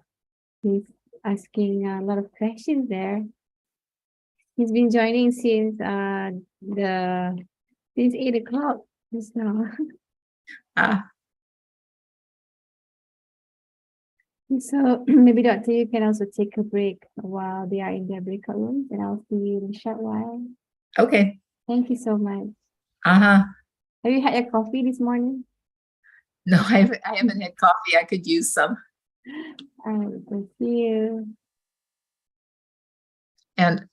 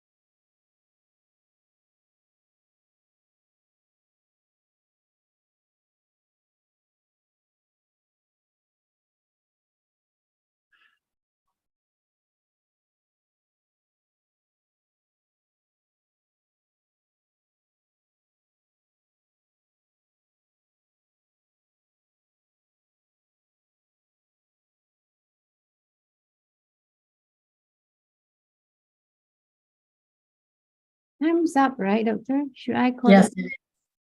I should call him back, yeah? Let me just, Thank you. I was starting to wonder. yeah. Mr. Steady, can we close the breakout room?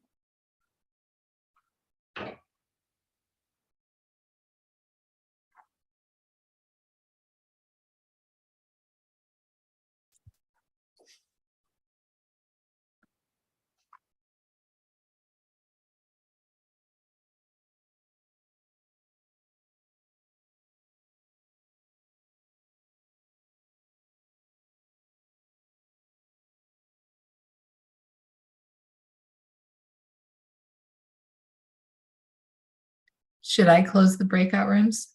Yeah, Mr. Rosnidi, can you please close the breakout room so the participants can come back? So once they are back, you need to call them, right, to present to you, my doctor? Yes. I think I can do that because I'm co-presenter. I can just close all rooms. Oh, you can? Okay, yeah. Okay. Okay, doctor. That should take care of it. Easy peasy. I think it usually takes a minute to close them. 1 second, and they are back. Hi, Doctor. Sure. Hand over this session to you. They're back, Doctor. Yeah, they're coming back now. Right. Okay, I'm going to stop screen sharing for the breakout rooms. Okay.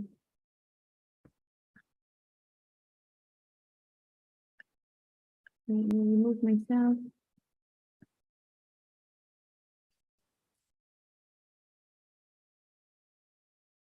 Is everybody back, I hope?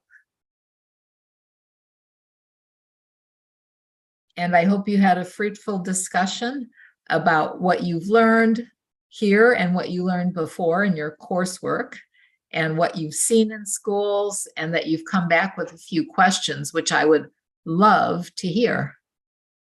And so if questions in the chat box is probably the best option. I did go back and look at your chat questions while you were in your breakout groups, and I saw that a number of them were just comments about this being uncommon and that teachers are uncomfortable having another person in their room. If this is pretty new where you are, I understand that, and that's part of the development of this. Classroom teachers are often hesitant, and they almost feel like it's an intrusion. I had a teacher say one time, you know, I'm a good teacher and I know it, and I've always done really well with students. And having another person in the room actually interferes with my rhythm as a teacher. And I have to rethink everything that I'm doing and everything that I'm supposed to get done as a teacher because the other person is there. And I think that's understandable. But I also wonder about somebody who thinks there's only one way to teach, and that even if the way he taught is really, really good, that wouldn't a really, really good teacher be able to change enough that it could become a good two-teacher classroom? And it's a serious question. Do we have anything else in the chat box, Leila? In YouTube, yes, there are, Doctor. Just here, I'll just read here one question here. It's a quick one. What is the suitable ratio of placing students with disabilities in a mainstream co-teaching class? Whew. Mhm. I wish That's there was from an Mr. Zulkarnain. okay. I wish there was an easy answer. If you want to know about the right ratio, you know, if you talk to people who are really very radical about inclusive practices, they would say natural proportion, meaning if about 10% of all kids have disabilities, then every classroom should have about 10% kids with disabilities. So that would be 3 out of 30. Well, that sounds nice, but I don't know about you, but where I am, you almost can't do that because there simply are not enough teachers to go to almost every classroom. It's typical in elementary. So I'm talking about 5-year-olds through about 10-year-olds. it's typical for the ratio to be about 25% kids with disabilities, but it varies based on how severe the disability is and how much attention that student really has to have, from whichever teacher is there. When you go to middle school, so grade like 10, 11, 12, grade 6, 7, 8, then the students probably would be more like 30%. And in high school, typically 33% or so, maybe an extra student or two. But those are very rough estimates. And it also depends on how much co-teaching there is. And of course, the first factor is who the kids are. If it's 4 kids who are inattentive, they have ADHD, that might be fine. And there might be 2 more kids in that class or 3 more. But if it's a student with really serious behavior issues, then we don't want to overload a class. The trick in all of this is being sure that whatever the group of kids who have disabilities, they're surrounded by a typical group of peers. And we don't put all the students who struggle in one classroom. I hope that's enough of an answer. Yeah, that clarifies it all, Dr. Friend. Can we have one more question here from the chat Sure. box? Yeah. From Ms. Maro. What would be the ideal teaching time length to do co-teaching? Ooh, you're asking good questions. There are places here that when they co-teach at the elementary and sometimes middle school level, the 2 teachers are together all day. Unbelievable. That sounds like the best arrangement, but I actually don't think it's that good, because when the 2 teachers are together all day, students learn dependent behaviors. Instead of trying, they just wait until somebody comes to help. On a daily basis, for younger children, I think you have to have at least 45 minutes in a block of time. Some places only have 30. It's doable, but everybody has to be really careful to make sure it's worth it and that students are getting services. 45 is better. If you get an hour or more, that's fabulous. That's a really good arrangement. Sometimes in a middle school or a high school setting, the co-teaching would be for the class period, if it's a short period of time, like 45 minutes. Some places have block schedule where subjects are taught in 90-minute blocks. Then it could be for only half a block, because it might be that it's not worth it. The students don't need 90 minutes of specialized instruction. So I guess I'm saying minimum is 30, and it's hard to do that well. 45 to an hour, or the class period if it's standard, or half a block. I hope that's enough of a quick answer for you. Thank you, Dr. Marilyn. You may now proceed with the next agenda. Okay, let me go ahead, and at least we should be able to get a little bit about specially designed instruction in and try to fill that basket. All right, here's the term. And I showed you this. Remember the empty basket? Now we're filling it. So let's talk about what this specially designed instruction is. And I'll put all my lines up there. When I have lots of print on a slide, I like to put them all up at once. This is what a special needs teacher actually teaches to kids. It is based on their measured needs, and it must address their disability as well as their learning goals. So that means special needs teachers always have to have in front of them the plans for the students they're responsible for, and figure out how to incorporate what's in that plan into the lesson. And it's not just their learning goals, it's also the characteristics of the student. I have to give you this example. There was one student that was in a classroom where I was observing, and the students were supposed to be writing. And this student was off task almost the whole time. The teachers were giving a lot of instruction. Students were having a hard time keeping up with what they were supposed to do. And afterwards, I mentioned this student when I was talking to the teachers, and they rolled their eyes. They said, oh yeah, he's a big problem. And They called him passive aggressive. And I kind of didn't like that, that they were using that label on one of their students, because in my head, I was thinking, what are you doing to change this? That's why both of you are there. And by the way, keep that in mind.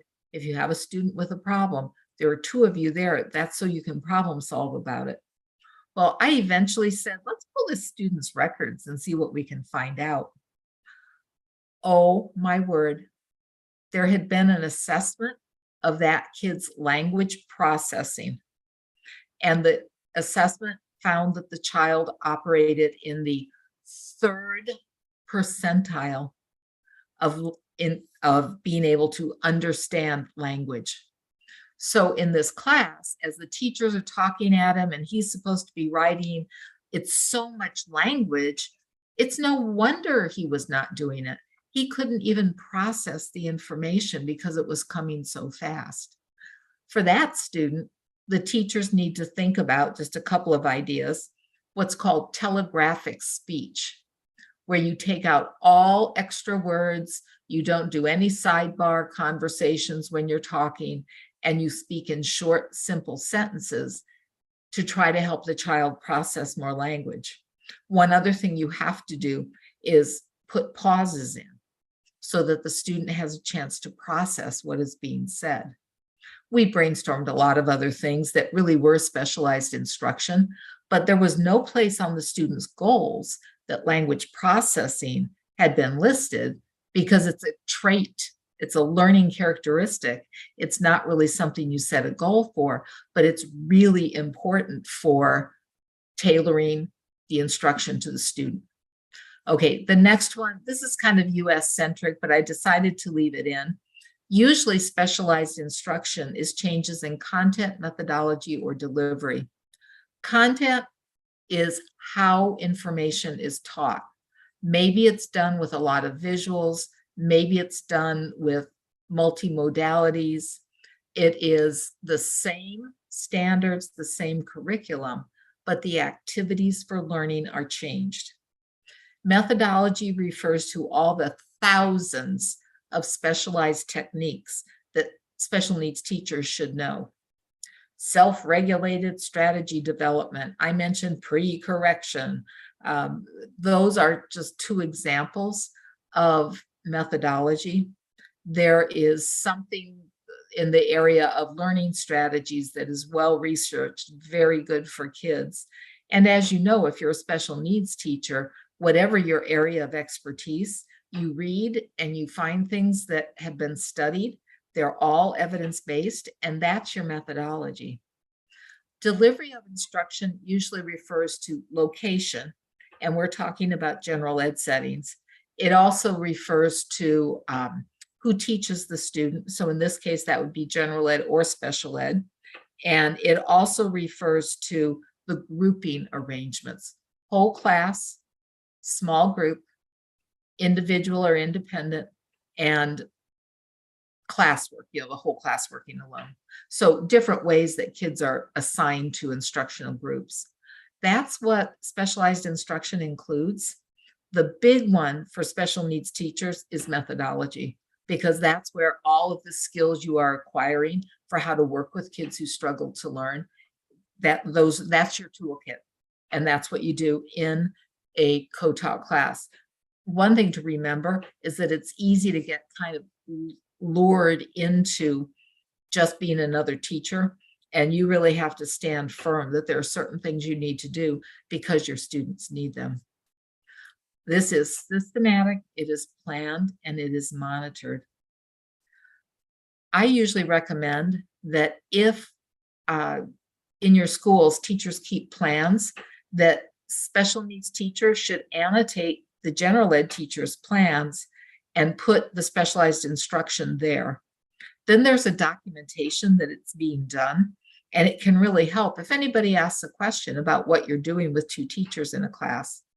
If that is not the custom, then I suggest that special needs teachers sort of keep a log so that they have a record of what they've done when they're co-teaching, because we can't do this on kind of a general, we're not sure what we're doing or why, we're not sure what we're accomplishing.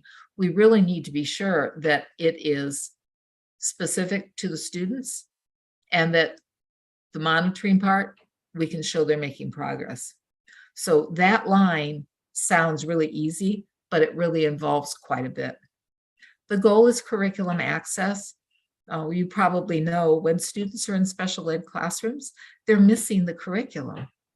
And it doesn't matter how good a special needs teacher you are, you cannot teach the way it is done in a general classroom unless you're in the general classroom. So students automatically miss a lot when they go to special ed rooms. And if they're in a special ed room all day, then how do they ever access what everybody else is learning in the same way that they are? And that goal is really what started co-teaching. It actually began quite a long time ago. It began in the late 1980s. And I was actually at the table. We coined the term co-teaching at a breakfast table in San Francisco, California. And so it's been around a long time, and it has always been as part of the inclusive practices movement and the goal of being sure that students are full participants in all aspects of life, including education. And that means they have to access the same curriculum as other students. The last thing that makes something specialized is that it requires the special educational needs teacher skills. I love it when a general ed teacher says to a partner when we're talking, I never knew you could do it that way. I never tried that before, because then you know that you are introducing techniques that really are the specialized ones that kids really need. So that's kind of the characteristics of it. It can occur across lots and lots of domains. Let me get these up here. Okay. So we've talked mostly about academic, and that's because that's often what we're concerned about. But it can be organizational, behavioral, social, it can be emotional, it can be communication. All those different areas are legitimate aspects of co-teaching. So if I came to visit you in a classroom and you were co-teaching and I said, oh, what are you working on for the students with special needs? You might say, well, this student has some disruptive behaviors, and we had gathered baseline data, and here's the plan we're implementing. And we'll gather more data next week to see how effective we are. Well, that's fine. And the kids are probably in small groups, and they're probably giving this student time to be part of this behavior plan. And I might not have been able to see anything when I was there. And so the quick explanation is great. In a really good co-taught class, either teacher should be able to explain what they're trying to accomplish related to the students with special needs. Then you know you really have a partnership class. So lots of domains, lots of academics, but that's not all this is about. All right, then I have to kind of whip us through this. There are different kinds of SDI, and I'll mention the first one. Some places use like preset packages of learning materials. There's nothing wrong with that, but those are usually not part of co-teaching. When I talk about SDI, you got to remember SDI has to occur wherever there's a child with special needs. So it includes pull-out settings, special classrooms. But in a co-taught, those kinds of comprehensive programs usually don't blend with the general curriculum. I was in a classroom one time. We used something called Wilson Reading a lot. And the special ed teacher came in and said, okay, my group over here. And they went over to the corner and they sat on the rug and they did this Wilson Reading lesson, had nothing to do with what was going on in the classroom. And at the end, the special needs teacher said, okay, everybody go back to what you were doing. I'll see you tomorrow. And she left. It was not a good example of what we're talking about. What we do in a co-taught class is macro SDI, such as self-regulated strategy development. That is where you teach kids self-regulation skills while you also teach learning strategies. A lot of it is related to writing, but it's considered one of the pillars of contemporary special ed. Then there are strategies for specific situations, like I gave you the example of a student with autism, a student who needs a behavior intervention. There's something called cover, copy, compare for kids who need more practice in what they're doing. There's also part of this is called increased instructional intensity, more practice, breaking things into more steps, more review for the kids so they don't forget what they have learned. That's the kind of SDI that we talk about. And there are thousands and thousands of strategies and techniques. The problem is they're not all in one place. And first you have to know your students. Then you can put the strategies together. SDI is how a special educational needs teacher thinks. That's how it is. And it's not the same as other teachers, nor should it be. Now, issues. I think what I'm going to do, I'm watching my time. I think I'm going to just kind of scroll through these and say, we want to work on, we don't fix kids.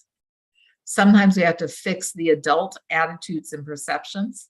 And if you're struggling to get this going, sometimes we also have to get the instruction set up the way it should be. Resistance, we talked about that a little bit. You need your leaders, whether you have principals or lead teachers, whoever you have, to really embrace this and set it as a goal for the school, and then gradually bring people along. They need some professional development. They need to know exactly what this will entail. Now, I'm going to just stop. We probably have time for one question if there is one, and then I know we need to get wrapped up. Suela, is there anything else? Yes, there is one question here from Nurin Afrina. It's not particularly on co-teaching. It's more like, would inclusive class affected students' behavior such as throwing tantrum or couldn't focus in the class, and what special needs teacher roles when this scenario happen? Well, I think if we have a kid who has a tantrum or is really out of control, we need to have some kind of a behavior plan for that student.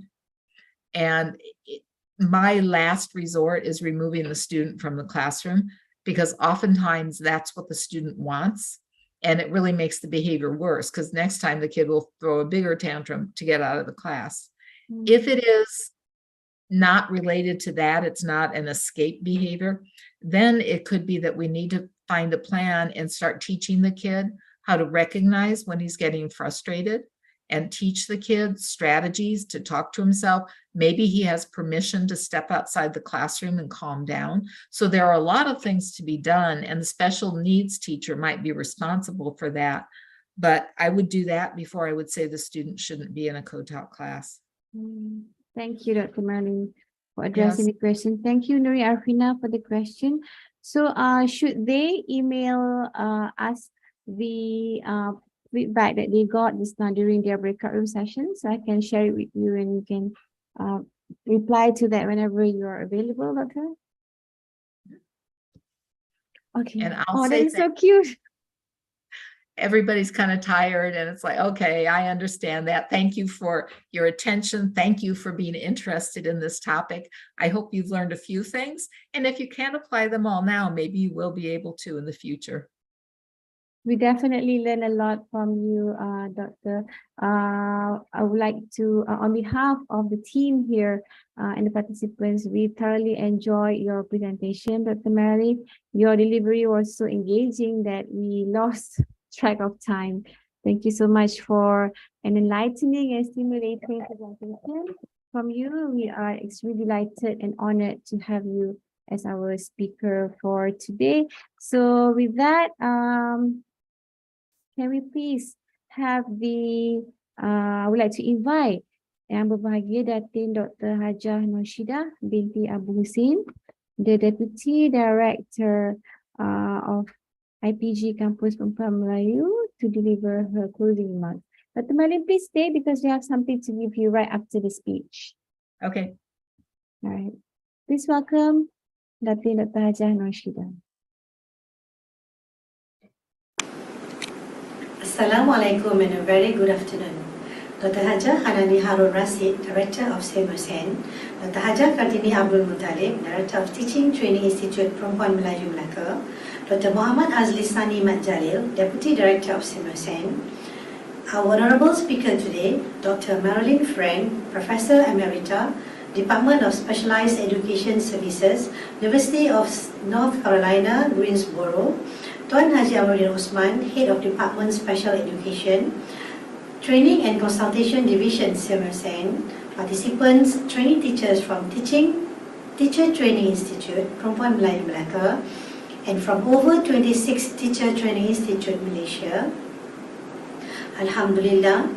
First and foremost, I would like to express my gratitude and appreciation to Dr. Hajar Hanani Harun Rasid, Director of SEAMEO SEN, for giving IPG's teacher trainees the opportunity to attend this online course on co-teaching today.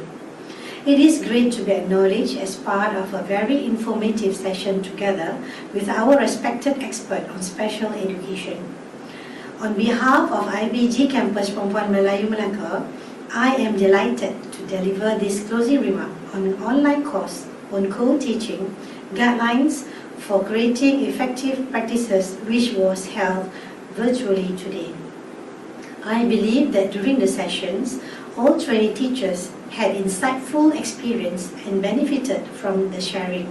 I strongly believe that our respected speakers, Dr. Marilyn Friend and other committee members have put their very best to ensure the success of this event. I hope that all participants will be able to apply, adopt and adapt all the knowledge and sharing imparted today for the betterment of our teaching responsibilities and of course for our students' achievement. To all participants, in your future effort in special education, to be sure to make deliberate and effective choices concerning co-teaching as it carries a significant impact throughout the process. It is also important to incorporate specially designed instruction into every co-teaching approach and to implement the instructional approaches that address your students' learning needs. I believe with that attention given to the practices, effective co-teaching in special education will be successfully achieved. Finally, I would like to thank our distinguished speaker, Dr. Marilyn Friend, who shared her valuable experience with all the participants today. Also, congratulations for the committee for organizing this successful event. With that, I thank you. Thank you, Dr. Norshida, for the closing remark. Now I would like to present to Dr. Marilyn her certificate of appreciation from the team here in SEAMEO SEN. So can we get all the applause for Dr. Marilyn in the chat box from all the participants here? You can send her your love or thumbs up or chat box, or clap, hand clap. Yes, there you go. Thank you. And I wanted to say thank you. I've been watching the thank yous come up in the chat box, and I really appreciate that. And remember, if you have other questions, you are welcome to send me an email and ask them, and I'll get back to you. Just give me a little time. I get a lot of email. And I also want to thank the team for putting this together. They did a great job, and I'm very impressed with your technology. It was flawless, and that doesn't happen too often. There are still a lot of glitches. So thank you very, very much. Thank you, Dr. May. That's really kind of you. It means a lot to us. So the team here, let us show you the team here in SEAMEO SEN consists of Training Consultation Division, SS from Strategic Communication Unit. Here they are. And we are so proud and indeed honored to have you with us, Dr. Marilyn. We hope to see you again soon. Yes. Thank Hope so. you. You stay safe and keep in touch. And also to the participants, here is the evaluation link. You may scan the link here, the QR code, and we'll share the link in the chat box. Singapore Harisha will share the link in a short while. So you have until 12 a.m. Malaysia time to fill out the form, and we shall close the form by 12 a.m. tonight. All right. To our participants in YouTube as well, Puan Harisha will share the link in our participants in the chat box to our participants in YouTube and Facebook, and you'll get your e-certificate within 14 working days. Again, thank you so much, everybody. Take care, Dr. Marilyn. I'm gonna miss you. Take care, You everybody. have a nice day. Yes, Yeah, and we everybody, learned a lot from you. Thank you so much. thank you. Bye now. Bye. And Miss Talibi, thank you. Yes, thank you to our interpreter.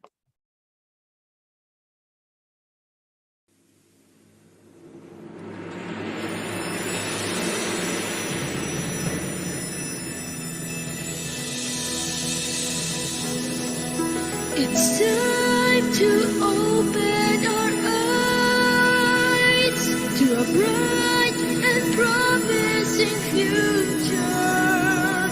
We'll rise to the call of the times and create a stronger tomorrow.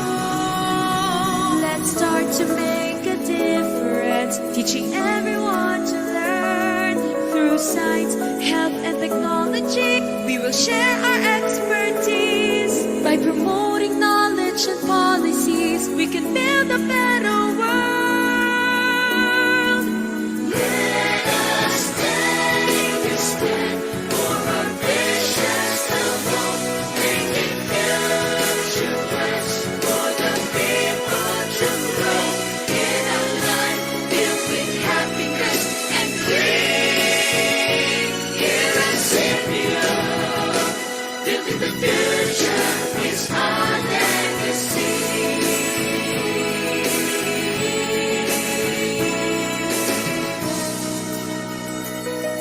We'll achieve our goals through partnership, creating opportunities